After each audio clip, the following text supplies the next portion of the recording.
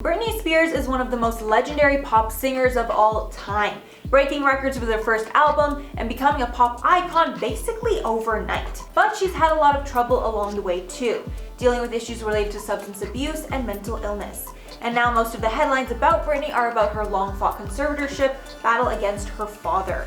I'm Mackenzie, you're watching InformOverload, and let's talk about how Britney Spears got where she is today, and a summary of her conservatorship case. And make sure to subscribe if you want to see some more. Britney Jean Spears was born on December 2nd of 1981 in Macomb, Mississippi, the second child of Lynn Irene Bridges and James Parnell Spears. Her other siblings were Brian James and Jamie Lynn Spears, who'd go on to become famous in her own right from the show Zoe 101. And since the family was from the Bible Belt, she was baptized as a Southern Baptist and sang in a church choir as a child. Britney got a very early start to her singing career. At just the age of 8, her mother took her to audition for the coveted Mickey Mouse Club. The casting director found her too young for that role, but encouraged her to enroll at the Professional Performing Arts School, which Britney ended up doing, moving to New York to do so. Britney's first role was the lead role of Tina Denmark in the off-Broadway musical Ruthless. In December of 1992, she was cast in the Mickey Mouse Club alongside tons of notable names like Christina Aguilera, Justin Timberlake, Ryan Gosling, just to name a few.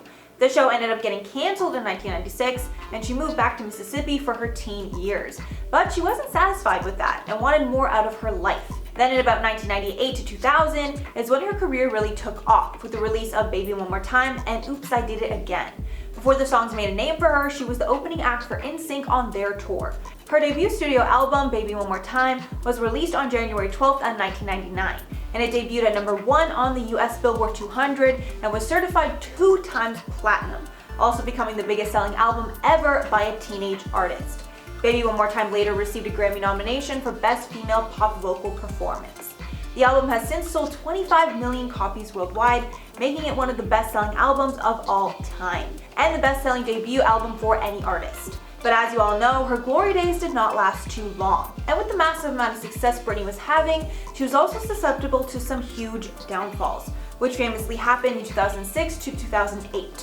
One of Britney's worst scandals was from 2006, when pictures were released of Britney holding her toddler son in her lap while driving, instead of a car seat as he was supposed to be.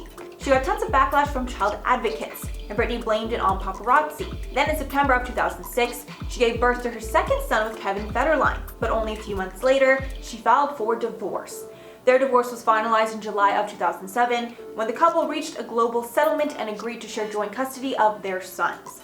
Then in February of 2007, the day after getting released from a rehab facility, she shaved her head with electric clippers at a hair salon in Tarzana, Los Angeles, with her being admitted into a treatment facility because of the incident shortly after. In October of 2007, Spears lost physical custody of her sons to Federline as well. Shortly after, Britney released her 5th studio album, Blackout, in 2007, in record time, considering all she went through just the months earlier. And it got critical and commercial acclaim, still being one of her most popular albums and my personal favorite of hers. Later on in January of 2008 was when she was forced to hand over her kids to Federline, but she refused, and it took hours as well as the help of police for the custody to pass. She was then hospitalized and placed on a psychiatric hold after she appeared to be under the influence of substances. Based on Britney's mental health state at that time, the courts didn't believe Britney could take care of herself, and she was placed under conservatorship led by her father, Jamie Spears, and attorney Andrew Wallet, giving them complete control over her assets, which we know became an issue many years later. And since about 2018, the main focus of Britney's life has been her conservatorship and getting someone other than her father in charge of it. The hashtag Free Britney movement was started by her fans as they felt she was getting kind of taken advantage of. Something else kind of suspicious was the fact that Britney has been incredibly active in her career since the conservatorship was implemented, leading people to believe that she's her father's workhorse. Until 2019, Spears dropped an album every 2 or 3 years. She also had a 4-year Las Vegas residency, with her final performance grossing $1.1 million, the highest ever recorded for a single theater Las Vegas residency show. Concern rose again in the beginning of 2019 when Britney revealed that she was going to be taking a step back from her career to check into a mental health facility. Then shortly after, a podcast called Britney's Gram released a voicemail from an anonymous source that claimed to be involved in her conservatorship and said that Britney was forced to go into the mental health facility. Apparently, she was not taking her medication, and her father took away the tour as a result. Then around the same time in 2019, Spears' lawyer, Andrew Wallet, resigned as co-conservator, but didn't give a reason for his resignation, giving Jamie full control. Shortly after, she asked a judge to get rid of the conservatorship, but that was denied. After that hearing in May, Britney's manager scared fans when he said that he wasn't sure if she will ever want to work again. In a second hearing in September of 2019, Jamie asked to be temporarily removed as conservator because he had health issues to deal with. The role dealing with her personal life was temporarily appointed to Britney Spears' care manager, but Jamie still had control over her finances. This temporary removal of Jamie also came after he had an altercation with one of her sons, and the child's dad, Kevin Federline, opened an investigation against Jamie. Around this time in 2019, Britney's mother, Lynn Spears, who is divorced from Jamie, filed a legal motion in 2019 to be involved in the conservatorship process, clearly taking Britney's side in everything. As well, her younger sister Jamie Lynn has also been supporting her sister. Throughout the months of the legal battle, Britney was granted the ability to add more lawyers to her legal team, but Jamie was never removed as conservator, and his time has only been extended further. And after multiple court hearings, the judge has extended the conservatorship through February 2021.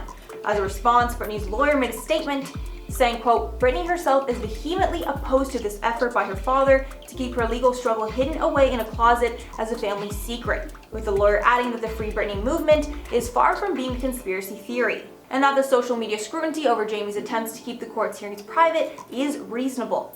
But thankfully, months later in November, the judge approved Bessemer Trust as a co-conservator of Britney Spears' estate alongside Jamie, meaning for the foreseeable future, he will not have sole control. This whole story is really a wild ride, and it's so sad to see someone who has been as successful as Britney can't be in control of the money that she generated from that success. But we have to trust that the court is doing their job.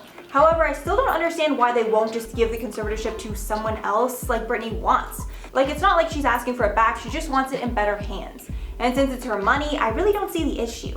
But obviously, it's not my choice to decide. Let me know all your thoughts below. But before I head out, I'm going to shout out some comments from my video on Billie Eilish. Nikki said, "Whoa, she did nothing wrong. Her fans are super fickle. This is insane."